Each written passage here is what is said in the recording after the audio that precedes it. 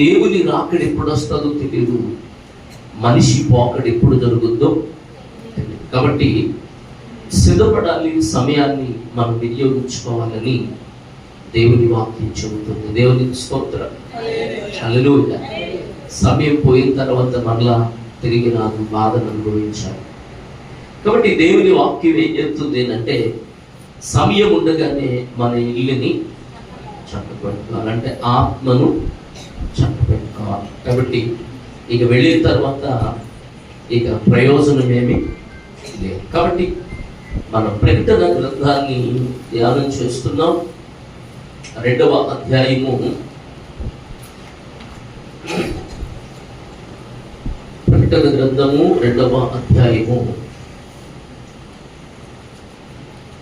3వ వచనం 4వ వచనం వరకు చదువుకున్నాం, ధ్యానం చేసుకున్నాం.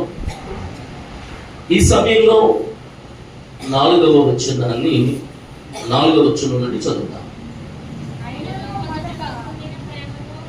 అయినను మొదట నీకుండిన ప్రేమను నీవు వదలవని నేను నీ మీద తప్పు ఒకటి మాపవలసి ఉన్నది.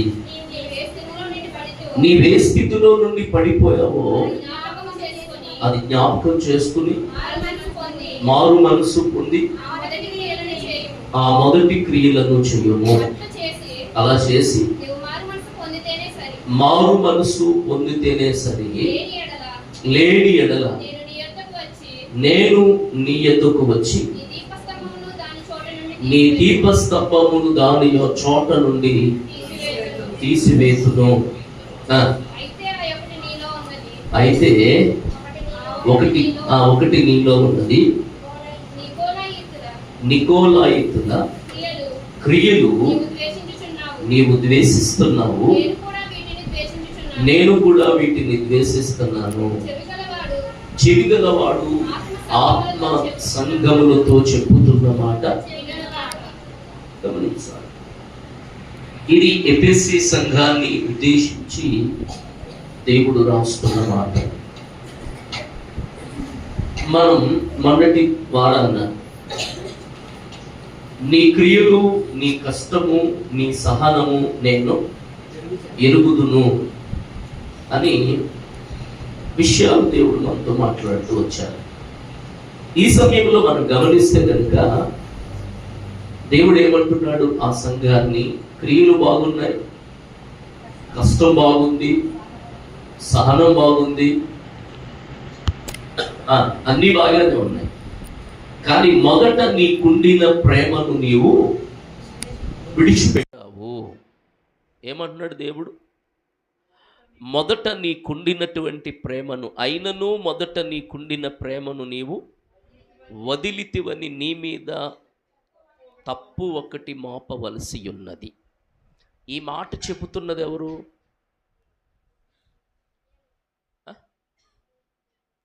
ఈ మాట మాట్లాడుతున్నది ఎవరు? ఏమా? దేవుడు. ఎవరితో చెప్తున్నాడు? ఎఫెసీ సంఘముతో. ఓకేనా? వింటున్నారా? అయినను మొదట నీకుండిన ప్రేమను నీవు వదిలితివని నేను నీ మీద తప్పు ఒకటి మోపవలసి ఉన్నది. ఎఫెసీ సంఘాన్ని ఉద్దేశించి దేవుడు మాట్లాడుతున్న మాటలివి. ఇప్పుడు ఎఫెసీ సంఘానికి బదులుగా నీ పేరు పెట్టుకోండి.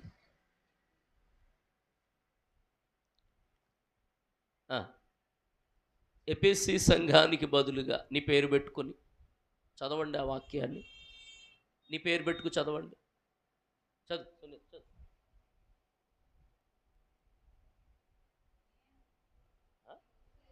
నువ్వేనా? నీ పేరు లేదు నీకు?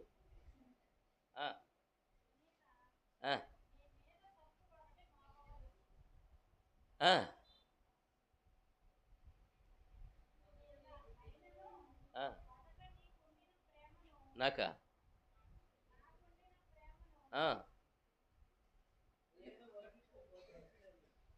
నేను వదిలాను గనుక ఆ, నా మీద దేవుడు తప్పును మోపుతున్నాడు. ఎలా చదవాలి అదేనంటే, ఆ, ఆ, అది ఆ, ఆ. అంటే ఇప్పుడు దేవుడు ఏం చెబుతున్నాడు అంటే, ఎఫెసీ సంఘానికి దేవుడు మాట్లాడుతున్న మాటలు ఇవి. అంటే ప్రేమను మొదట నీకుండిన ప్రేమను నువ్వు వదిలిపెట్టావు అని సంఘముతో మాట్లాడుతూ, నీ మీద తప్పు ఒకటి మోపవలసి ఉన్నది అని అన్నాడు.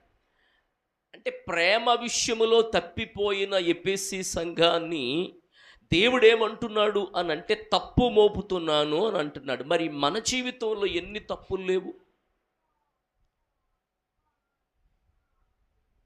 కదా?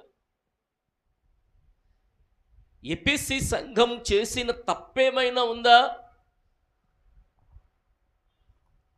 చెప్పాలి, తప్పేమైనా ఉందా? క్రియలు బాగున్నాయి, క్రియలు బాగున్నాయి, కష్టం బాగుంది, సహనం మామూలుగా లేదు, దుష్టులను సహించలేదు. అపోస్తులు కాకే వాళ్ళు అపోస్తులమని చెప్పేవారిని, మీరు అపోస్తులు కాదు అబద్ధికులని చెప్పిన సంఘం అసలు ఇంకెంత మంచి సంఘం ఏముంది అసలు? అవునా కదా? ఇంత వాక్యానుసారమైనటువంటి సంఘం మరొకటి లేదు. ఇక్కడ గమనిస్తే గనుక, అయినా ఇన్ని ఉన్నప్పటికీ కూడా ఇప్పుడు సంఘానితో దేవుడు ఏం చెబుతున్నాడు అనంటే, నీ మీద తప్పు ఒకటి మోపవలసి ఉన్నది. ఏ ప్రేమలో నీవు చల్లారిపోయావు గనుక.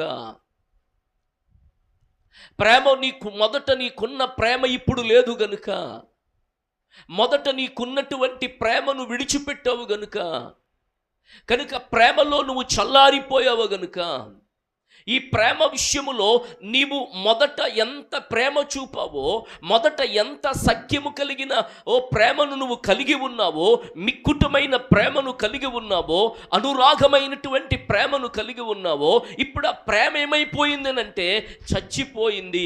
ప్రేమలో పడిపోయావు గనుక, ఈ ప్రేమలో తప్పిపోయావు గనుక నీ మీద నేను తప్పు మోపుతున్నాను. Praise the Lord. హల్లెలూయా. చూడండి, తొలినాటి ప్రేమ, భార్యాభర్తల తొలినాటి ప్రేమ ఒక 6 నెలలు ఎంత బాగుంటుందో కదా. వెళ్ళిపోతున్నారు ఎక్కడికో, ఎంత బాగుంటుందో కదా. భార్యకు మంచి మంచి ముద్దు పేర్లు పెడతారు కదా, అవునా కదా? ఏం పేర్లు పెడతారు. నేను ఒక పాస్టర్ గారి ఇంటికి వెళ్ళాను. వెళితే కూర్చున్నాను అట్లాగా, తలుపు కట్టెన్ ఉంది. కూర్చుంటే టింకు అన్నాడు. టింకు అంటే కుక్కలకు పెడతారు కదా వాస్తవానికి.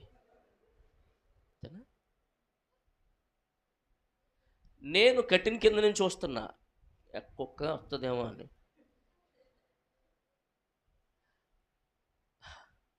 ఆవిడ మంచినీళ్ళు గ్లాస్తో వచ్చింది. నాకు అర్థం కాదు, టింకు ఎవరు అసలు? పాస్టర్ గారు, టింక్ అంటే ఎవరండి? మా భార్య అండి అన్నాడు. టింకు అంటే అర్థం ఏంటో తెలుసా? తెలియదు మనకి, కానీ పెట్టేస్తాం కదా. టింకు అంటే అర్థం తెలియదు మనకి. ఎవరైనా పేర్లు ఉంటే బాగోదు, చెప్పకూడదు, నేను చెప్పనులే, మళ్ళీ ఫీల్ అవుతారు. ఎవరు లేరా? టింకు అని అంటే కుంటోడు అని అర్థం. అర్థమైందా? పేర్లకు అర్థం లేకుండా పేర్లు ఎట్టేస్తారు. గమనిస్తే కనుక కొన్ని పేర్లు, ముద్దు పేర్లు పెడతారు, కాస్త చక్కగా మంచిగా బంగారమో లేకపోతే వెండో రాగో, మొత్తం మీద ఏదో పేర్లు, పండో కదా, ఏవో పెడతారు. కాస్త 3 నెలలు కానివ్వండి, 3 నెలలు అయిన తర్వాత ఈ ముద్దు పేరు కాస్త అసలు పేరుకి వచ్చేద్ది. ఏంటి? ముద్దు పేరు కాస్త అసలు పేరుకి వచ్చేద్ది. 6 నెలలు అయిన తర్వాత ఏయ్ అంటాడు. ఏంటి? ఇది గేదెని పిలుతున్నారు, లేకపోతే ఎవరిని పిలుతున్నారు? ఏయ్. కానీ కొంతమంది ఉన్నారులేండి, వాళ్ళు మాత్రం చాలా బాగా పిలుస్తారు. ఆ పిలుపులో నిజంగా చాలా సంతోషం. కాబట్టి ఈ ప్రేమానురాగాలు, మొదట్లో ఉన్నటువంటి ప్రేమ ఎంత చక్కగా ఉంటుంది. భార్య అనుకుంటుంది, నా భర్త ఇలాగే బతుకున్నంత కాలం ఇలా ఉంటే ఎంత బాగుండు అని కదా, ఎంత బాగుంటుంది అని. భార్యాభర్తలు ఇద్దరు పెళ్ళైన తర్వాత చేయబట్టుకుని అలాగా ఒక నడుచుకుంటూ వెళ్ళిపోతున్నారట. ఒక బ్రిడ్జి మీద నుండి వెళ్ళిపోతా ఉన్నారట. వెళుతుంటే ఈలోగా ఆంబోతు రంకెలేసుకుంటూ వచ్చేస్తుందంట. అప్పుడు దాకా భర్త అన్నాడంట, ఏ పరిస్థితుల్లోనైనా పొర్రపాటున నిన్ను కష్టం వచ్చినా, బాధ వచ్చినా, దుఃఖం కలిగి అస్సలు పొర్రపాటును విడిచిపెట్టను అన్నాడట. అయ్య బాబు, మా భర్త ఎంత మంచోడని గట్టిగా పట్టేసుకుని చెయ్య, ఎంత మంచోడు అని. ఈలోగా ఆంబోతు రంకెలేసుకొస్తుందట. ఈలోగా మనోడికి ఏం చేయాలో అర్థం కాలే. చెయ్యి గట్టిగా ఇలా ఇదిపి ఆ బైక్ పైకి ఎక్కేసి బ్రిడ్జి కిందకి వెళ్ళిపోయాడంట. అట్లాగా అంటే ఇప్పుడు దాకా ఏమన్నాడు కదా, ఈ ప్రేమ కొంతకాలమే. కానీ దేవుడు ఏం చెబుతున్నాడు తెలుసా? దేవుని మీద నీకున్నటువంటి ప్రేమ, దేవుడు నీ పట్ల చూపుతున్న ప్రేమ కలకాలం ఉంటుందటండి. దేవునికి స్తోత్రం. హల్లెలూయా చెబుతాం, హల్లెలూయా. రక్త బంధాలు ఎన్ని ఉన్నను, రక్తాన్ని పంచువాడు యేసు ఒక్కడే. రక్త బంధాలు ఎన్ని ఉన్నను, రక్తాన్ని పంచు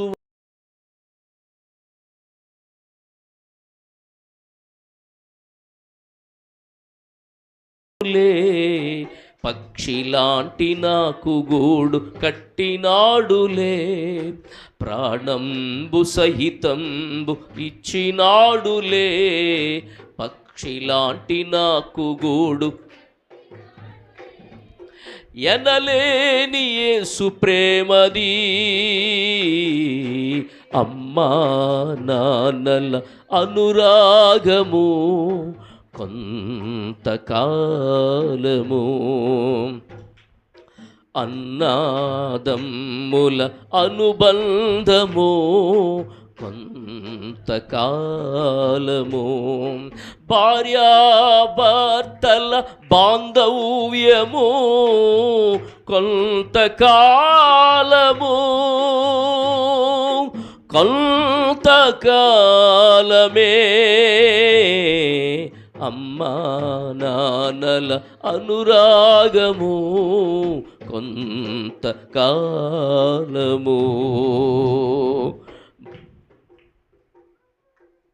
హల్లెలూయా.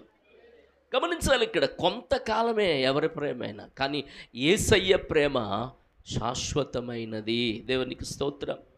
యేసయ్య అంటారు తెలుసా? ముదిమి వచ్చు వరకు, నీ తల ఎంట్రుకులు మెరియ వరకు నిన్నెత్తుకునేవాడను నేనే అని మాట్లాడతాడు. అంటే ముదిమి వచ్చే వరకు, తల మెరిసిపోయే వరకు నిన్నెత్తుకుని చంకన పెట్టి మోసేవాడును నేనే అని మాట్లాడతాడు. అంటే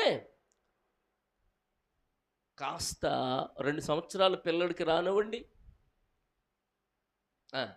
మమ్మీ ఎత్తుకో అన్నాడు అనుకో, అందనుకో, నిన్నెక్కడ నువ్వు శివుడు ముక్కుదాన్ని, నిన్ను ఎత్తుకోనా, తాడి చెట్టులాగా ఉన్నావు అంటావు, అంటావా? అంటదా? అందా? తాడి చెట్లు నిన్ను ఎత్తుకోనా, ఇది 2 సంవత్సరాలకే. కానీ దేవుడు అంటాడు, ముదిమి వచ్చు వరకు, నీ తల ఇంట్రుకులు మెరియ వరకు నిన్నెత్తుకుని ముద్దాడేవాడును నేనే, చంకన పెట్టుకుని మోస్తానంటాడు. ఎలా మోస్తాడు ఆయన? చంకన పెట్టుకుని మోస్తాడట. కాబట్టి యేసయ్య ప్రేమకు మించిన ప్రేమ ఎవరిది లేదు ప్రియులారా. కాబట్టి శాశ్వతమైన ప్రేమతో ఆయన మనలను ప్రేమిస్తున్నాడు. అందుకే ఇక్కడ ఏమంటాడంటే, నీ మీద తప్పు ఒకటి మోపవలసి ఉన్నది, ప్రేమ విషయములో నీవు తప్పిపోయావు. ఏ విషయంలో? ప్రేమ విషయములో నీవు తప్పిపోయావు. అంటే మొదట నీకున్న ప్రేమ ఇప్పుడు ఏమైపోయింది? ఇప్పుడు దేవుడు ఏం చెప్తున్నాడనంటే, అంటే ప్రేమ లేకపోతే దేవుడు తప్పు మోపుతాడా? ప్రేమ లేకపోతే దేవుడు మన మీద శిక్ష వేస్తాడా? వాక్యం ఏం చెప్తుందో తెలుసా? బైబిల్ గ్రంథంలో దేవుడు ఏమంటాడు అంటే, ప్రేమ అనేక దోషాలను కప్పుద్దట. ప్రేమ ఏం చేస్తుంది? అనేక దోషాల్ని కప్పుతుందట. మరి యేసయ్య ప్రేమ, ఆయన ప్రేమకు మించిన ప్రేమ ఎవరిది? లేదు. దేవునికి స్తోత్రం. ఆయనకు మించిన ప్రేమ ఎవరిది లేదు. అందుకే ఆయన మనలను ప్రేమిస్తున్నాడు. నీ మీద తప్పు ఒకటి నేను మోపుతున్నాను అని అంటాడు ఆయన. కాబట్టి నీవు ఏ స్థితిలో నుండి పడిపోయావో అది జ్ఞాపకం చేసుకుని మారు మనసు పొంది ఆ మొదటి క్రియలను, అంటే ఆ మొదటి ప్రేమను అలా చేసి నీవు మారు మనసు పొందితేనే సరి. లేని ఎడల నేను నీ యొద్దకు వచ్చి నీ దీపస్తంభమును దాని చోటు నుండి తీసేస్తాను. హెచ్చరిక. దేవుడు ఇస్తున్నటువంటి హెచ్చరిక ఇది. దేవుడు మాట్లాడుతున్న హెచ్చరిక ఇది. ఏమంటున్నాడు ఆయన? ఏ స్థితిలో నువ్వు పడిపోయావో అది జ్ఞాపకం చేసుకో. జ్ఞాపకం చేసుకుని మారు మనసు పొందు. దేవునికి స్తోత్రం. ఆ మొదటి క్రియలు ప్రియులారా, లేకపోతే నేను దీపస్తంభాన్ని తీసేస్తాను. ఇక్కడ గమనించాలి. దశలోనికి రాసిన పత్రిక చూడండి. వాక్యంలో మొదటి దశలోనికి రాసిన పత్రిక 4:9 సహోదర ప్రేమను గూర్చి మీకు రాయునక్కరలేదు, మీరు ఒకరినొకడు ప్రేమించుట దేవుని చేతనే నేర్పబడితిరి. అలాగుననే మాసిదోనియా అందంతటా ఉన్న సహోదరులందరినీ మీరు ప్రేమించుచున్నారు. సహోదరులారా, మీరు ప్రేమ యందు మరీ ఎక్కువగా అభివృద్ధి నందు చుండవలెనని సంఘమునకు వెలుపటి వారి ఎడల మర్యాదగా నడుచుకునుచు మీకేమియు కొదువు లేకుండునట్లు మేము మీకు ఆజ్ఞాపించిన ప్రకారము మీరు పరుల జోలికి పోక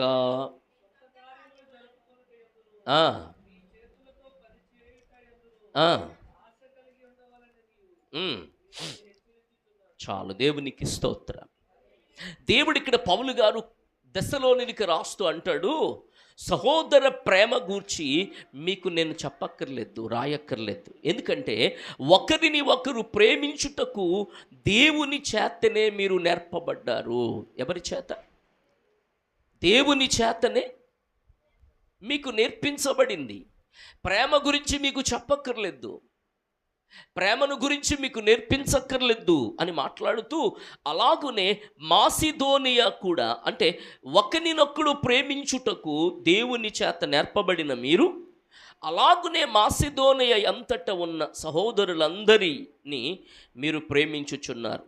సహోదరులారా, మీరు ప్రేమ యందు మరీ ఎక్కువగా దేనిలో?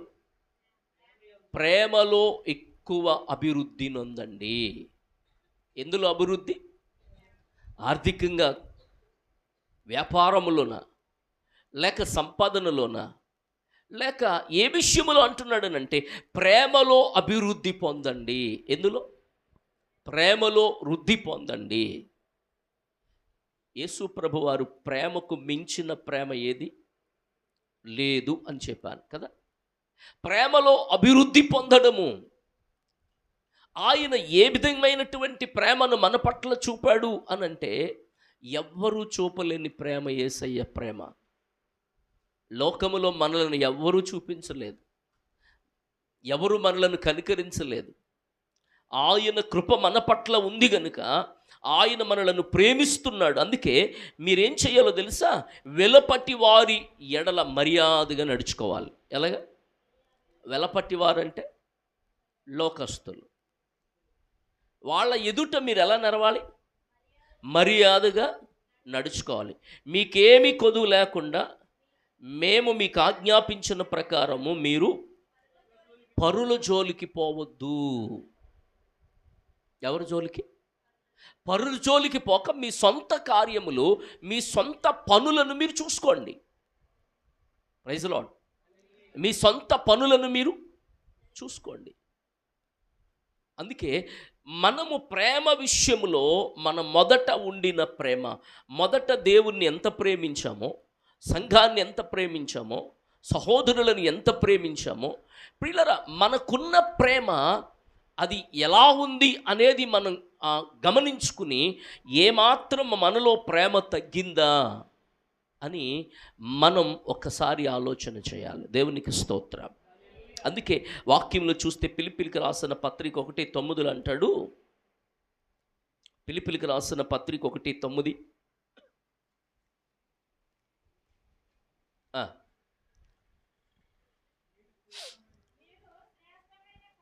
మీరు శ్రేష్టమైన కార్యములను వివేచింపగలవారగుటకు మీ ప్రేమ తెలివితోనూ సకల విధములైన అనుభవ జ్ఞానముతోనూ కూడినదై అంతకంతకు అభివృద్ధి పొందవలెననియు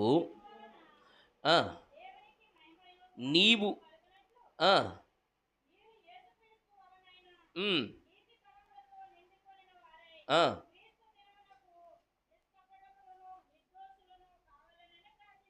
చూడండి, ఇక్కడ వాక్యం ఏం చెప్తుందంటే, మీరు శ్రేష్టమైన కార్యములను వివేచింపగలవారగుటకు. ఏ కార్యాలు? మీరు శ్రేష్టమైన కార్యములను వివేచింపగలవారగుటకు మీ ప్రేమ తెలివితో సకల విధములైనటువంటి అనుభవ జ్ఞానముతో, సకల విధములైన అనుభవ జ్ఞానముతో కూడినదై అంతకంతకు అభివృద్ధి పొందాలి. Praise the lord. అంతకంతకు అభివృద్ధి పొందాలి. ప్రేమ తెలివితో, తెలివిగా కదా, వివేచింపదగినది ప్రేమ. అంటే లోక ప్రేమలు వేరు, లోక సంబంధమైనటువంటి ప్రేమలు వేరు. ఇవి ఆకర్షణ. చాలామంది ఆకర్షితులై ఆకర్షింపబడి ప్రేమలో పడిపోతూ ఉంటారు. పట్టుకున్నదంతా, చూసేదంతా బంగారం కాదు కదా. మనం అనుకున్నదంతా బంగారం కాకపోవచ్చు. కాబట్టి ప్రేమలో లోక సంబంధమైనటువంటి ప్రేమ కాదు. ఇది ఏ ప్రేమ అనంటే యేసయ్య ప్రేమ. అది శాశ్వతమైన ప్రేమ. దేవునికి స్తోత్రం. అందుకే మీ ప్రేమ విషయంలో మీరు మొదట మీకున్న ప్రేమ విడిచిపెట్టేశారు కనుక ఆ ప్రేమను కొనసాగించండి. ఆ ప్రేమను వదిలిపెట్టకండి. మీరు ఏ స్థితిలో పడిపోయారో అది జ్ఞాపకం చేసుకోండి. మరలా మారు మనసు పొందండి. దేవునికి స్తోత్రం. హల్లెలూయా. దీనికి కొన్ని రిఫరెన్స్ చెప్తాను మీకు. చూడండి, ఇర్మియా గ్రంథం 2వ అధ్యాయము 2వ వచనంలో, ఇర్మియా గ్రంథం 2వ అధ్యాయము 2వ వచనంలో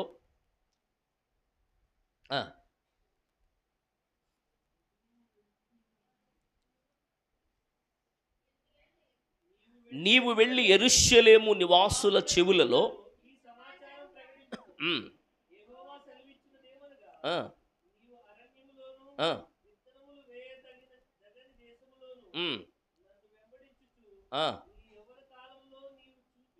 నీ యవన కాలములో నీవు చూపిన అనురాగమును, నీ వైవాహిక ప్రేమను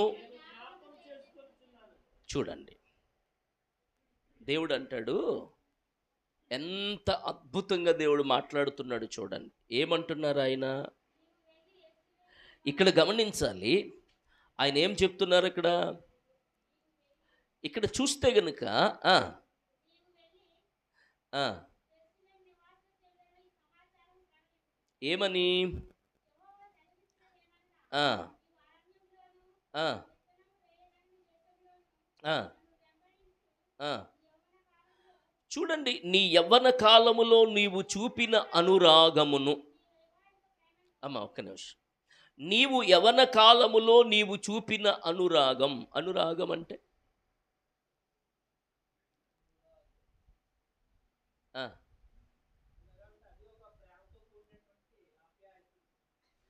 ఆ, అంతేనా?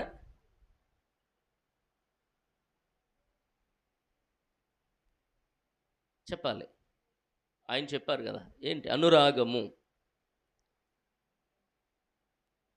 ఆ, కరెక్టేనా? కరెక్టేనా కాదా? దేవుడు ఇక్కడ ఏం చెప్తున్నాడు అంటే అనురాగమును అంటే, ప్రేమలు కొన్ని రకాల ప్రేమలు ఉంటాయి. కొన్ని రకాల ప్రేమలు, అట్టిచ్చు నమ్మకి అట్టున్నారు, ఈ ప్రేమ వేరే కదా. ఈ ప్రేమ వేరే ప్రేమ. ఇది ఏదన్నా ఇస్తే ప్రేమ, లేకపోతే చావు కదా. ఏమి ఇవ్వలేదనుకో, ఇక అంతే, ప్రేమ లేదు, దోమ లేదు కదా. ఇవి లోక సంబంధమైన ప్రేమలు, అనురాగముతో కూడిన ప్రేమ కాదు ఇది. స్వార్థముతో నిండిన ప్రేమ ఇది. ఏ ప్రేమ? స్వార్థముతో నిండిన ప్రేమ, బదులు ఆశించిన ప్రేమ ఇది. కానీ ఈ అనురాగముతో కూడిన ప్రేమ ఏంటో తెలుసా? నువ్వు ఇవ్వకపోయినా ఇచ్చేది, నువ్వు పెట్టకపోయినా పెట్టేది, నువ్వు చెయ్యకపోయినా చేసేది. ఇది దేవుని ప్రేమ, అనురాగముతో వైవాహికమైన ప్రేమ, అంటే విడదీయరాని ప్రేమ ఇది. దేవునికి స్తోత్ర.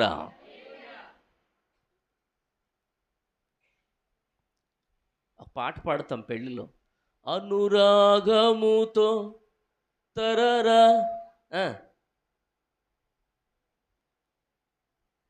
చెప్పాలి, హల్లెలూయా కదా.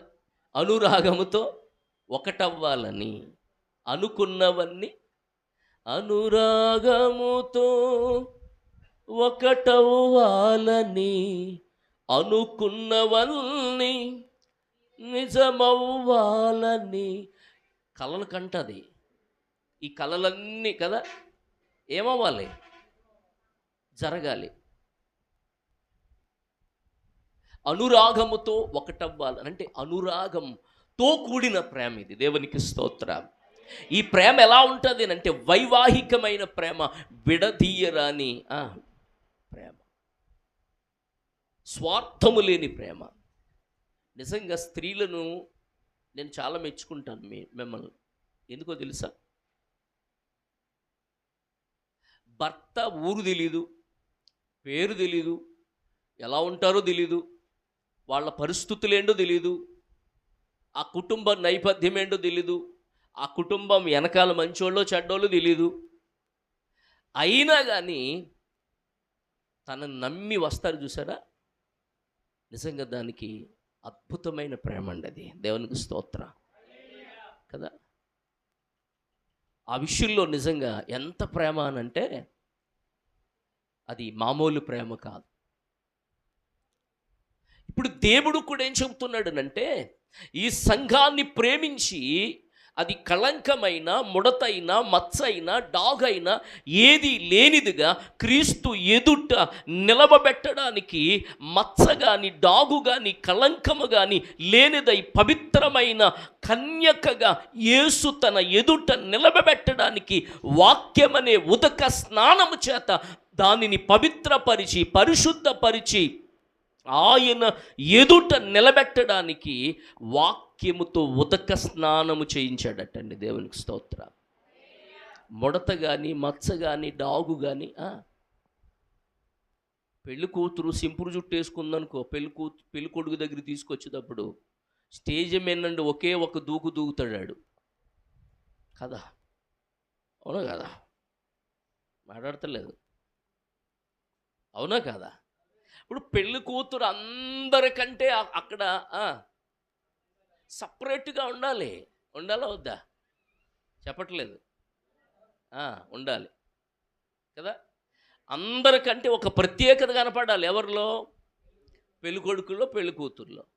ఇప్పుడు పెళ్లి కూతురు సింపుల్ జుట్టేసుకుని కదా, అలా వేసుకుని కదా, అప్పుడే లేచి స్టేజ్ మీదకి వస్తుందనుకో, అలా చూస్తాడాడు. నేను చూసిందమ్మా ఈ అమ్మాయినా లేదా మొత్తం మీద ఎవరినో తీసుకొచ్చేస్తున్నాడు వీళ్ళని చెప్పేసి ఒకే దూకుతాడు. అవునా కదా? పెళ్లి కూతురు ఎలా ఉండాలో అలాగే ఉండాలి. హల్లెలూయా.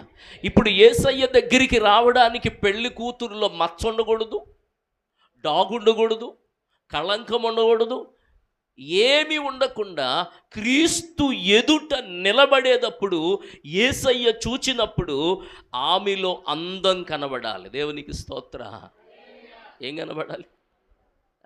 అందం అంటే ఆమె రూపము, ఆమె ముఖములో దైవికమైనటువంటి కళ కనబడాలి.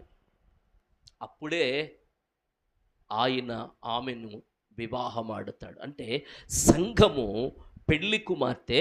ఈ పెళ్లి కుమార్తె అయినటువంటి సంఘాన్ని పెండ్లాడడానికి వరుడైన ప్రభు వస్తున్నప్పుడు ఇప్పుడు ఈ పెళ్లి కుమార్తె సంఘములో ప్రేమ చల్లారకూడదు. హల్లెలూయా. ఎలాగా? ప్రమాణాలు చేపిస్తాం. ప్రమాణాల్లో కష్టమైన, నష్టమైన, బాధ అయినా ఏదైనా జీవితకాలం ఈమెనే ప్రేమిస్తావా? ఈమెనే. ఇతన్నే ప్రేమ. అంటే ఈ ప్రేమ అనుబంధముతో కూడిన ప్రేమ కదా. ఒకేసారి ఇక తర్వాత చేసుకుందాం అంటే కుదరదు. ఇక ఏ నిర్ణయమైనా ఒకేసారి కదా. 2 సార్లు ఉంటుందా? ఉంటుందా? ఒకేసారి. అది ఎలాంటిదైనా సరే కదా. కాబట్టి ఆ నిర్ణయంలో ఏమైనా లోపం ఉన్నా తర్వాత మనం భరించవలసిందే. అందుకే మొట్టమొదట మనం ఏం చేయాలి అంటే అన్నీ చూసుకుని అన్నీ చేసుకునే ముందుకి తర్వాత చూసుకుందాం అంటే కుదురుద్దా? పుట్టినరోజు ప్రతి సంవత్సరం చేసుకుంటాం కదా. చేసుకో. ఏ కార్యమైనా ప్రతిసారి చేసుకుంటాం, కానీ పెళ్ళి ఒకేసారి కదా. అందుకే వివాహం ఆడబోతున్న కన్య అయిన సంఘము యేసుక్రీస్తు ఎదుట నిలబడినప్పుడు అది వధువైన సంఘముగా, వివాహమాడబోతున్న వధువుగా ఆ సంఘం ఉంటేనే ఆయన వివాహమాడతాడు. Praise the Lord. హల్లెలూయా. అందుకే ఇక్కడ వాక్యం సెలవిస్తుంది. దేవుడు ఏమంటున్నాడునంటే, నీ యవన కాలములో నీవు చూపిన అనురాగమును, నీ వైవాహిక ప్రేమను నేను జ్ఞాపకం చేసుకుంటున్నాను. Praise the lord. నువ్వు చూపిన ప్రేమ, అనురాగము నేను జ్ఞాపకం చేసుకుంటున్నా. వదిలిపెట్టట్లే, అసలు పొరపాటున విడిచిపెట్టనది అని దేవుడు మాట్లాడుతున్నాడు. ఈ రోజున ప్రేమ చల్లారిపోవడానికి కారణం ఏంటో తెలుసా? మత్తయి సువార్తలు అంటాడు చూడండి, 24:12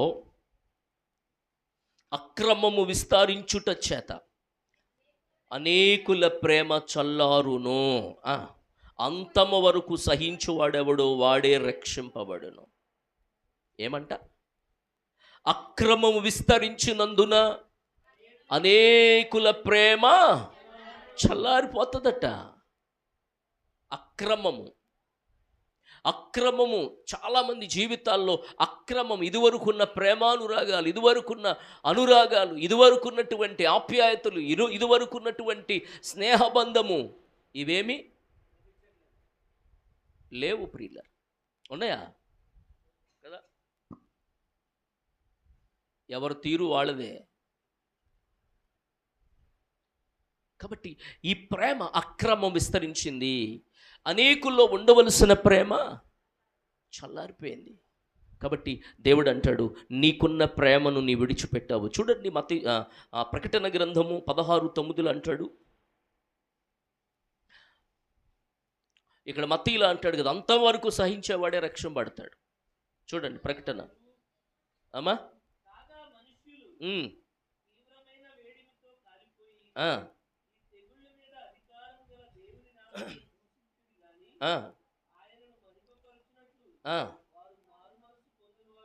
వారు మారు మనసు పొందినవారు కాదు. చూడండి, వేడిమితో కాలిపోయి కూడా తెగుళ్ళ మీద ఆ అధికారము గల దేవుని నామమును దూషించిరి గాని ఆయనను మహిమపరుచున్నట్లు వారు మారు మనసు పొందినవారు కాదు. చూడండి ప్రియులారా, ఎంత బాధ. దేవుడు ఏమంటాడంటే, నువ్వు ఏ స్థితిలో పడిపోయావో అది జ్ఞాపకం చేసుకుని మారు మనసు, ఆ తర్వాత ఇక యేసయ్య వచ్చిన తర్వాత మారు మనసు పొందుదాం. నేను ప్రార్థనకి వెళ్తానంటే అక్కడ ప్రార్థన చేసేవాడు, వాక్యం చెప్పేవాడు ఎవడు ఉండడు. తర్వాత మారు మనసు పొందుతానంటే ఇక మారు మనసు పొందే అవకాశము ఉండదు. ఇంకోటి తెలుసా, మరణం దూరం అయిపోద్దట. ఏమవుతుంది? చచ్చిపోదామని గోదాట్లో దూగుతావు, మునిగిపోతావు, నీళ్ళు తాగేస్తావు, కానీ మరణం ఉండదు. ఉరేసుకుంటాడు, పీకిపోతూ ఉంటుంది, కానీ చావు. దేవుడు అంటాడు మరణాన్ని దూరం చేస్తాడట. ఇక చావు అనేది ఉండదు ఇక మనిషికి, కానీ దాని పరిణామం అనుభవిస్తాం. అందుకే ప్రేమలో చల్లారిపోకూడదు. అందుకే కొరింథీ సంఘానికి పౌలు రాస్తూ అంటాడు అద్భుతమైన మాటలు. చూడండి, 1 కొరింథీ 13:4 అండర్లైన్ చేసుకోండి మీరు. ఒక్క నిమిషం. 1, ప్రేమ దీర్ఘకాలము సహించును. అమ్మా ఒకసారి, ప్రేమ దీర్ఘకాలము సహించును. సహించడం అంటే ఓర్చుకుంటుంది. ఇదివరకు పెద్దలు అనేవారు, అమ్మమ్మ, నాన్న, అసలు వాడు మాట వింటలేదు, చాలా దారుణంగా భయంకరంగా ఉన్నాడు అని అంటే పెద్దలు అనేవారు, ఏం పర్లేదులేమ్మా, తట్టుకో, వాడే మారుతాడమ్మా. ఎలాగా? వాడే మారుతాడు, సహించమ్మా, కాస్త ఓర్చుకో అమ్మా కదా. అది ఇప్పుడు అనుకో, అమ్మా నాన్న ఇలా ఇలా అంటున్నాడు, వచ్చేయి సర్దుకుని, బట్టలు సర్దుకుని వచ్చేయి. ఏంటి? బట్టలు సర్దుకుని వచ్చేయి. సర్దుకుని వచ్చేద్ది. ఎంతకాలం చూస్తావేటి? ఎంతకాలం చూస్తారు తల్లిదండ్రులు? ఎంతకాలం ఉంటారు కదా. అప్పుడు తల్లిదండ్రులు ఏమనాలి? ఏ కష్టమైనా ఓర్చుకో, తప్పకుండా మారుతాడు. హల్లెలూయా. ఇక్కడ గమనించాలి, ప్రేమ దీర్ఘకాలము సహిస్తుంది. 2, దయ చూపిస్తుంది. దయ చూపిస్తుంది. 2, 3, ప్రేమ మత్సరపడదు. మత్సరపడడం అంటే, మత్సరం అంటే మత్సరపడదు. మత్సరం అంటే బియ్యంలో ఉన్నటువంటి రాళ్ళన్నీ ఏరేస్తారు, అన్నం వండేస్తారు. వండిన తర్వాత అన్నం తింటున్నప్పుడు ఒక రాయి తగులుద్ది. అది అచ్చం బియ్యంలాగానే ఉంటుంది, తెల్లగా. అది నీకు కనబడద్దా? మరి కళ్ళద్దాలు ఎట్టుకుని మరలా భూతద్దాలు ఎట్టుకుని మరీ చూసాం, అసలు కనబడదు. అదే మత్సరం. అర్థమవుతుందా? అదే మత్సరం. అన్నీ పోయినా ఎక్కడో ఉంటుంది ఈ మత్సరం. అన్నీ పోయినా ఎక్కడో ఉన్నాను అని అంటది ఈ మత్సరం. కనబడదు, ఇది కలిసిపోద్ది. మత్సరం అని అంటే ఎదుటి వాళ్ళను దూషించే మనస్తత్వం, ఎదుటి వాళ్ళ మీద అభండాలేసే మనస్తత్వం, ఎదుటి వాళ్ళను చులకనగా చూసే మనస్తత్వం. ఇవి మనలో చావాలి. Praise lord. ప్రేమలో ఇది ఉండదు, మత్సరపడదు. ప్రేమ డంబముగా ప్రవర్తింపదు. డంబముగా, డంబం అంటే గర్వం, గొప్ప, నేనే అనే స్వభావం ప్రేమలో ఉండదు. ఒకసారి నేను వాక్యం చెప్తున్నా ఒక చోట. ఆయన పెద్ద ఆయన అయితే నన్ను స్పీకర్గా పిలిచారు వాళ్ళు. నేను వాక్యం చెప్తున్నా, చిన్నోడిని, బాగా నాకు మ్యారేజ్ అవ్వలే. అతను చూడండి, మాతో కలిసి తిరిగేవాడు ఈ కుర్రాడు. ఆ అబ్బాయి వాక్యం చెప్తే నేను వినాలా అని కీబోర్డ్ పెట్టుకుని వెళ్ళిపోయాడండి. స్టేజ్ మీద నుంచి వెళ్ళిపోయాడు.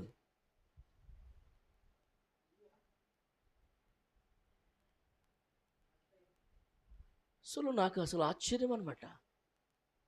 అతను వెళ్ళిపోయిన వెంటనే నేను ఒకటే మాట అన్నా, డాంబికులు దేవుని సన్నిధిలో నిలవరు. ఏంటది? లైవ్ వస్తుంది ఆల్రెడీ. డాంబికులు దేవుని సన్నిధిలో ఇంకా ఉన్నాడు ఆయన. నిజంగా అది మర్చిపోలేను నా జీవితంలో. డాంబికత్వము, గర్వము, నీకంటే చిన్నోడైనా నీకంటే పెద్దోడైనా వినయం, విధేయత చూపడంలో ముందుండాలి మనం. దేవునికి స్తోత్రం. తగ్గించుకునే విషయంలో ముందుండాలి. తగ్గింపు అనేది ఎంత అద్భుతమైందో తెలుసా? ఎంత ఉన్నతమైందో తెలుసా?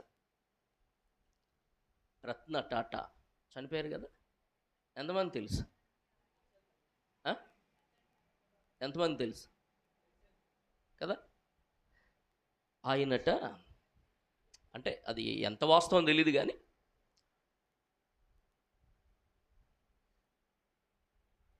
హోటల్కి ఒక కుక్క వచ్చిందట. కుక్క వస్తే అక్కడున్న వాళ్ళు కుక్కని కొట్టేస్తున్నారట.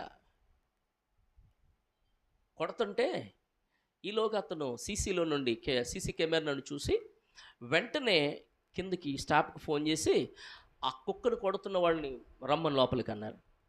ఆ కుక్కను తీసుకురమ్మన్నారట. నా హోటల్కి వచ్చేవాళ్ళు విఐపి ఎంత గొప్పడో ఈ వీధిలో తిరిగే కుక్క కూడా అంతే అన్నాడట. ప్రైజ్లో తను తగ్గింపు ఎంత అద్భుతమైన తగ్గింపో. అంత సంపాదించినప్పటికీ ఎంత తగ్గింపో తెలుసా? ఒకరోజు కారు వేసుకెళ్తుంటే కారు పంచర్ అయింది.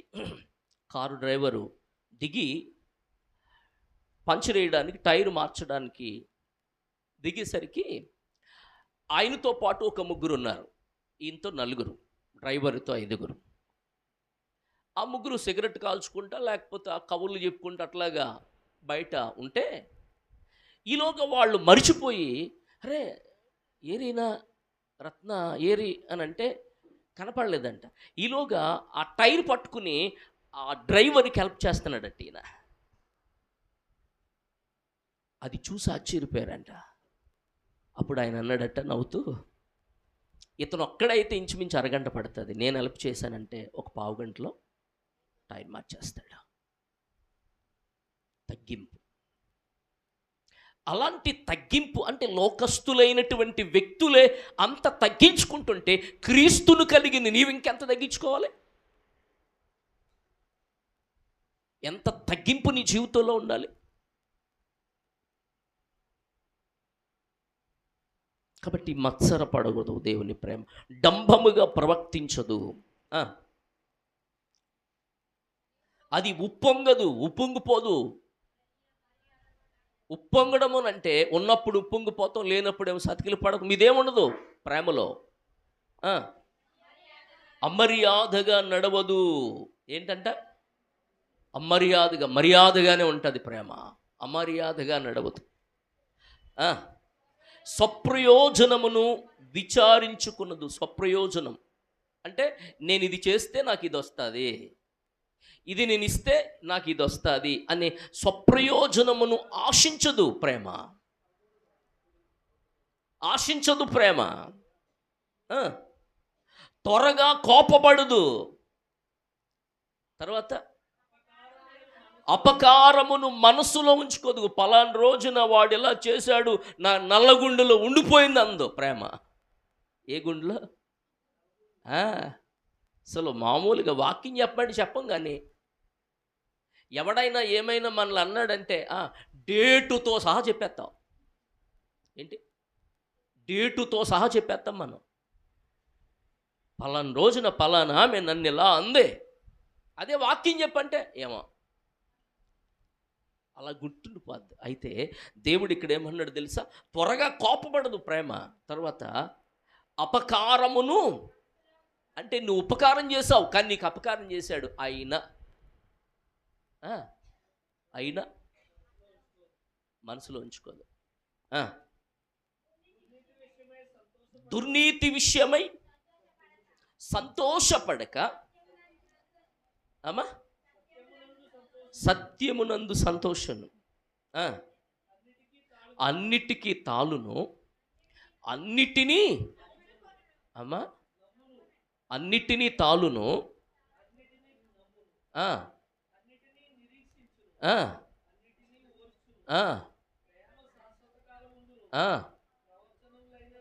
ప్రవచనమైనను భాషలైనను నిరర్ధకమగును గాని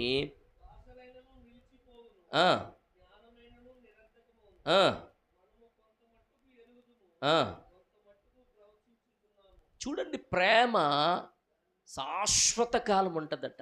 ప్రవచనాలు ఆగిపోతాయి, జ్ఞానం ఆగిపోవచ్చు, నిరర్ధకమవుతుంది, భాషలు ఆగిపోవచ్చు, కానీ ప్రేమ మాత్రం నిలుస్తుంది. దేవునికి స్తోత్రం. అది శాశ్వతం ఉంటుంది. శాశ్వతమైన ప్రేమ యేసయ్య ప్రేమ. చూడండి సామెతలు 17:9, 17:9.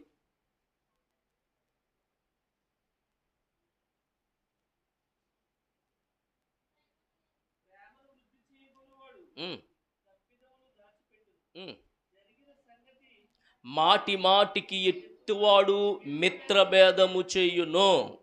అండలం చేసుకోండి అక్కడ మాటని. చూడండి ఏమిటి అనంటే, తప్పిదములు దాచిపెట్టేవాడు, అంటే ప్రేమ వృద్ధి చేయుగోరువాడు తప్పిదములు దాచిపెడతాడట. ఏం దాచిపెడతాడు? లోపాలు దాచేస్తాడు, అవి చెప్పడు. తప్పిదములు దాచిపెడతాడు. జరిగిన సంగతిని మాటి మాటికి ఎత్తివాడు మిత్రభేదము చేయును. జరిగిన సంగతిని విడిచిపెట్టడు, అదే చెప్తాడు, అదే చెప్పుద్ది. మాటి మాటికి మాటి మాటికి అదే అదే అదే అదే, ఇక వదిలిపెట్టరు. ఏం చేస్తారు వీళ్ళనంటే మిత్రభేదం, అంటే భేదాన్ని పుట్టిస్తారట. చూడండి 1 పేతురు 4:8, ప్రేమ అనేక పాపములను కప్పును గనుక అన్నిటికంటే ముఖ్యముగా ఒకని ఎడల ఒక్కడు మిక్కుటమైన ప్రేమ గలవారై ఉండుడి. 1 పేతురు 4:8. చూడండి ప్రియులరా,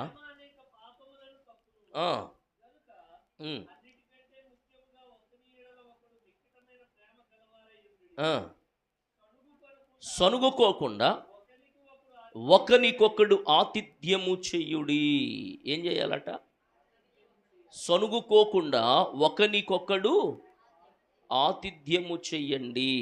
ఆతిథ్యము చేయండి, సనుక్కోవద్దు. కాబట్టి ఇక్కడ ప్రేమ విషయములో సొనిగేవాళ్ళుగా, తప్పిదాన్ని దాచిపెట్టుకునేవాళ్ళుగా, మనసులో ఆలోచించేవాళ్ళుగా కదా. ఎంత చూద్దామన్నా చాలామంది నిద్ర లేపితే చాలు, పలానోడు ఎలాగన్నాడు నన్ను, పలానా ఆమె ఎలాగ, అసలు మర్చిపోరు, అసలు పొరపాటున మర్చిపోరు వాళ్ళు. అసలు మామూలుగా కాదు అసలు, అయ్యి బాబోయ్. కానీ ప్రేమ వీటన్నిటినీ కొట్టి పాడేస్తుందట. దేవునికి స్తోత్ర. చిన్నపిల్లలు చూడండి, చిన్నపిల్లల గురించి గొడవ పడతాం మనం, దెబ్బలాడేస్తాం, వాళ్ళకి వీళ్ళకి గొడవ వచ్చేది. అమ్మ నన్ను ఆడు కొట్టాడంటే, నా కొడుకుని ఎందుకు కొట్టాలని దెబ్బలాడేస్తా వెళ్ళి. దెబ్బలాట అవుతుండగానే కలిసిపోతారు వీళ్ళిద్దరు, చెయ్యి పట్టుకెళ్ళిపోతారు కదా. పిల్లోళ్ళ గురించి కొట్టేసుకుంటారు వీళ్ళు. ఆ కాసేపు దెబ్బలాట జరుగుతూనే ఉంటాయి, వీళ్ళు చెయ్యి ఆడుకుందా అని వెళ్ళిపోతారు వీళ్ళు. వాళ్ళకి ఏం లేదు, పగలేదు, ఏం లేదు వాళ్ళకి, కక్ష లేదు వాళ్ళకి. ఇవి మన ఆత్మీయ జీవితంలో ఉండాలి. దేవునికి స్తోత్రం. అందుకే నువ్వు ఏ విషయంలో పడిపోయావో అది జ్ఞాపకం చేసుకుని మారు మనసు పొందితేనే సరే, లేకపోతే నేను నీ యొద్దకు వచ్చి నీ యొద్దనున్న దీపస్తంభాన్ని దాని చోటు నుండి తీసేస్తాను. అందుకే దేవుడు అంటాడు సాతానుతో, తేజో నక్షత్రమా, వేకువ చుక్క, నీ వెట్లు ఆకాశము నుండి పడ్డావు. చూడండి వాక్యాన్ని, యెషయా గ్రంథం 14:12.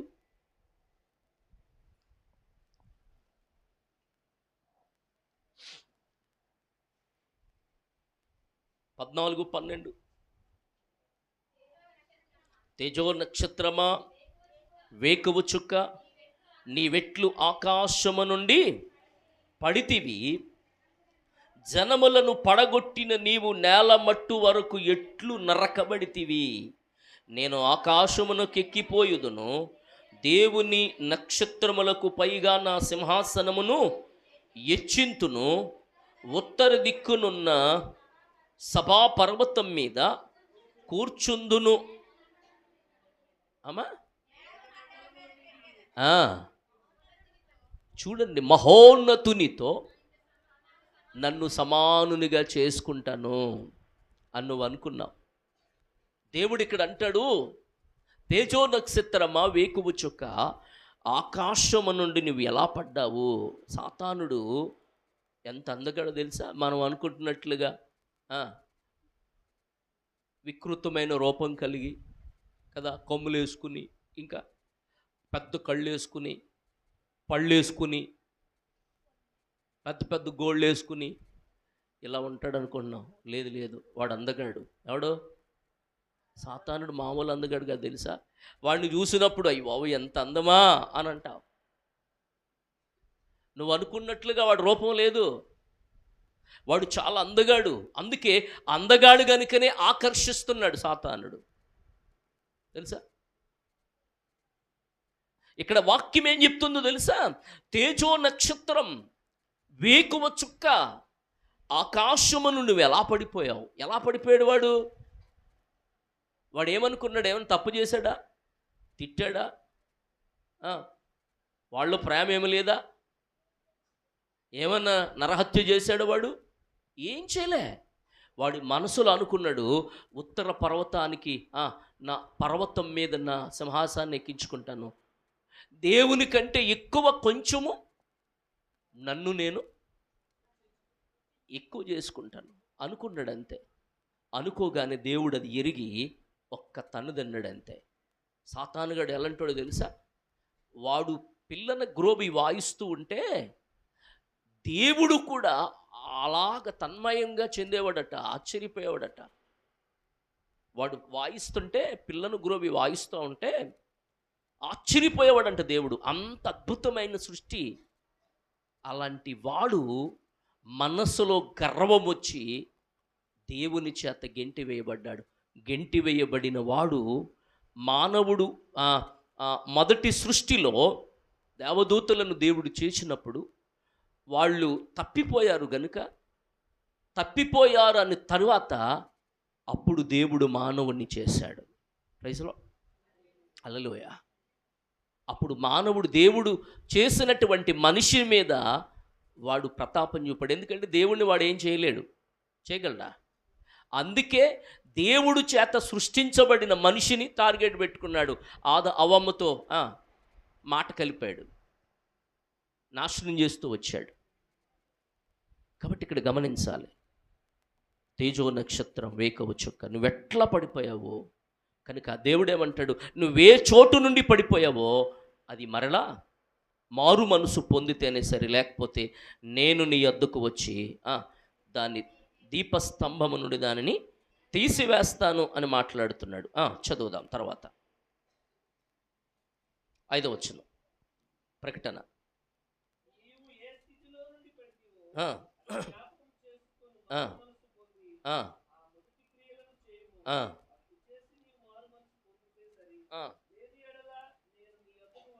ఆ. దీపస్తంభం అంటే సంఘాన్ని తీసేస్తాను అని అంటాడు దేవుడు. ఎపిస్సిలో సంఘం ఉండదు ఇక అని చెబుతాడు ఆయన. ఈ రోజున సంఘాల పరిస్థితి దారుణంగా మారిపోయింది. కాబట్టి నీలో ప్రేమ లేదు గనుక దీపస్తంభం తీసివేయబడుతుంది.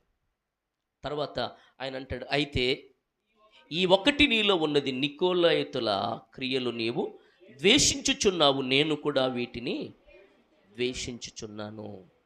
చెవిగలవాడు ఆత్మ సంగములతో చెప్పుచున్న మాట, ఆ, జయించు వానికి దేవుని పరదేశులో ఉన్న భుజింపనెత్తును. గమనించాలి, ఇక్కడ దేవుని వాక్యం సెలవిస్తుంది నికోలాయితుల బోధ. ఈ నికోలాయితులు ఎవరు అనంటే, నేను టూకీగా చెబుతాను. ఈ నికోలాయితులు అనంటే వీళ్ళ బోధ ఎలాంటిది అంటే, బిలాము బాలాకు బహుమానము కొరకు ఆశపడి బిలాము దేవుని ప్రజలను శపించడానికి వెళ్ళినటువంటి బోధ ఇది, నికోలాయితుల బోధ. రెండవది, వ్యభిచారము చేయడానికి పురుకొల్పినటువంటి బిలాము. ఈ బోధను, మూడవది, విగ్రహాలకు అర్పించిన వాటిని తినడానికి ప్రేరేపించే బోధ ఇది, నికోలాయితుల బోధ. దేవుడు అంటాడు, వీటిని నువ్వు ద్వేషిస్తున్నావు, నేను కూడా ద్వేషిస్తున్నాను. మంచి క్వాలిటీ ఉన్న సంఘం ఇది, కానీ ప్రేమ తప్పిపోయింది. ప్రేమ ఒక్క విషయంలో తప్పు దేవుడు మోపాడు. కనుక ఈ నికోలాయితుల బోధ, నికోలయస్ అనేవాడు సంఘాన్ని ఆ రోజు చెరిచాడు. ఎపెస్సిలో ఉన్న సంఘాన్ని పాడు చేసిన వాడు వీడు. గెరోనయిస్ అనేవాడు, నికోలయస్ అనేవాడు. ఈ ఇద్దరు ఈ సంఘాన్ని భయంకరంగా నాశనం చేస్తున్న టైంలో దేవుడు వారి గురించి మాట్లాడుతుంటాడు కదా, విగ్రహాలు కర్పించినవి తినొచ్చు, తప్పు లేదు అని చెప్పిన వాళ్ళు వీళ్ళు. వ్యభిచారం చేయడంలో తప్పేమీ లేదు, చెయ్యొచ్చు అని ఆల్రెడీ సుప్రీంకోర్టు కూడా ఇప్పుడు ఇచ్చింది. ఎంత దారుణమైన పరిస్థితి చూడండి, ఎంతకు తెగించారో ప్రజలు. మూడవది, తప్పుడు బోధ, బహుమానం కొరకు ఆశపడి దేవుని ప్రజలను శపించే బోధ, ఈ నికోలాయితుల బోధ. వీటిని ద్వేషిస్తున్నావు, నేను కూడా దీనిని ద్వేషిస్తున్నానని చెప్పిన దేవుడు ఆయన. మూడవది, తర్వాత, చెవిగలవాడు ఆత్మ సంగములతో చెప్పుచున్న మాట వినుగాక, జయించువానికి దేవుని పరదేశులో ఉన్న జీవవృక్ష ఫలము. ఎంతమంది జీవవృక్ష ఫలాలు తినాలనుకుంటున్నారు? వద్దా మీకు? మరే చేయట్లేదు. హల్లెలూయా. దేవుడు అంటాడు, నువ్వు జయిస్తే జీవవృక్ష ఫలం దొరుకుద్ది. ఏ ఫలం? జీవవృక్ష ఫలం. ఆ జీవవృక్ష ఫలాన్ని తినకుండా పాడు చేసుకున్నాడు ఆదాము. అది నీకు దేవుడు ఇవ్వడానికి ఇష్టపడుతున్నాడు. పరదేశులో జయించువానికి దేవుని పరదేశులో ఉన్న జీవవృక్ష ఫలములను భుజింపనిస్తాను. అది అద్భుతమైన ఫలం. అది ఒక ఆయన అడుగుతాడు, ఒక తమ్ముడు అడుగుతాడు, అన్నా పరలోకంలో ఆకలి ఉంటుందా అని అడిగాడు. అంటే పరలోకంలో కూడా తిండి గురించి ఆలోచిస్తున్నాడు వీడు. ఎక్కడ? పరలోకంలో కూడా ఆల్రెడీ భూమి మీద తింటే సరిపోవట్లేదా, పరలోకంలో కూడా ఆకలి అవుతుందా అంటున్నాడు. దేవుడు ఇక్కడ ఏమంటున్నాడు? జయించిన వానికి పరదేశులో ఉన్న జీవవృక్ష ఫలములు భుజింపనిస్తాను. తింటారు వాళ్ళు. జయించేవాళ్ళుగా మనం ఉండాలి. ప్రేమలో చల్లారి నీవు ప్రేమలో వృద్ధి పొందాలి. ప్రేమలో ఏరులై క్రీస్తు కొరకు పారేవారుగా ఉండాలి. కాబట్టి ఏ విషయంలో పడిపోయావో అది మరలా తిరిగి చెయ్యి. ఆ స్థితి నుండి మరలా మారు మనసు పొందితేనే సరే, లేకపోతే దీపస్తంభం తీసివేయబడుతుంది. కాబట్టి నీ మనసులో ఉన్న ఏదైనా సరే క్షమించే గుణం కలిగి ఉండాలి, ప్రేమించే గుణం కలిగి ఉండాలి. ఈ ప్రేమ సమస్త పాపముల నుండి మానవుల్ని విడిపించింది. యేసయ్య ప్రేమ, ఆయన ప్రేమకు మించిన ప్రేమ లోకములో ఏది లేదు. తల్లి తండ్రులను బిడ్డలు ప్రేమిస్తారు, బిడ్డలను తల్లి తండ్రి ప్రేమిస్తారు. ఈ ప్రేమ అది అశాశ్వతమే. కానీ అశాశ్వతమైన ప్రేమ కొరకు ఎంత మనం ఏం చేస్తున్నాం తెలుసా? కానీ శాశ్వతమైన ప్రేమ కొరకు యేసయ్య నీ కొరకే ప్రాణం పెట్టాడు. మన తల్లి కానీ తండ్రి కానీ బంధువులు కానీ ఎవ్వరూ నీ కొరకు చెయ్యని త్యాగము యేసయ్య నీ కొరకు చేశాడు. ఒక రోజున ఈ ప్రేమలన్నీ క్రీస్తు ప్రేమకు అంకితం అవ్వాలి. కాబట్టి మన ఆత్మీయ జీవితంలో క్రీస్తును కలిగిన నీవు ప్రేమించే వ్యక్తిగా ప్రభువు రాకడ వరకు కూడా ప్రేమను కలిగి ఉండు. కోపపడం, ఆ కోపములో సహనము కలిగి, అందుకే దేవుడు అంటాడు కోపపడు కానీ పాపము చేయదు. సూర్యుడు అస్తమించేదాకా ఉండాలి కోపం. ఎప్పుడు దాకా? అప్పుడు దాకా ఉండాలి. సూర్యుడు అస్తమించాడు అని అంటే అది పాపం అయిపోద్దట. కోపమే పాపం. కాబట్టి ప్రతి విషయంలో కోపపడతారు, కానీ ఆ కోపం మనసులో పెట్టుకోకూడదు. అది మనసులో ఉంది అని అంటే మత్సరము లాంటిది అది. కాబట్టి నీ ఆత్మీయ జీవితాన్ని క్రీస్తు కొరకు సంపాదించుకుని ప్రభు మార్గంలో నడవాలని దేవుడు కోరుతున్నాడు. అట్టి కృప పరిశుద్ధాత్మ దేవుడు మనకు అనుగ్రహించునుగాక. ఆమేన్. చిన్న ప్రార్థన. మహాపరిశుద్ధుడైన తండ్రి, ప్రేమస్వరూపి, మీ కొందనాలు. ఇప్పుడు దాకా మీ బిడ్డలతో ప్రకటన గ్రంథ ధ్యానాలు 2వ అధ్యాయము ముగించడానికి ఎఫెసీ సంఘాన్ని గురించి, నాయన ఆ సంఘ పరిచర్యను గురించి మేము మాట్లాడడం జరిగాది. ఇదిగో నాయన, క్రియలు, సహనము, కష్టము, ఇవన్నీ చక్కని విధేయత కలిగిన సంఘం, కానీ ప్రేమలో చల్లారిపోయింది. ప్రేమలో చల్లారిన సంఘంగా ఉంది. సంఘాన్ని మీరంటారు తప్పు మోపుతున్నాను. ఏ స్థితిలో నుండి పడిపోయావో అది జ్ఞాపకం చేసుకో, మారు మనసు పొందు, లేకపోతే నీ యొద్ద నుండి దీపస్తంభాన్ని తీసేస్తానంటున్నాడు దేవుడు. బిడ్డల విషయంలో మీరు మాట్లాడిన దాన్ని బట్టి వందనాలు. కృపా కనికరముతో నింపండి, బలపరచమని సమస్తాన్ని మీ చేతులకు అప్పగిస్తూ యేసు నామములో అడుగుచున్నాం తండ్రి.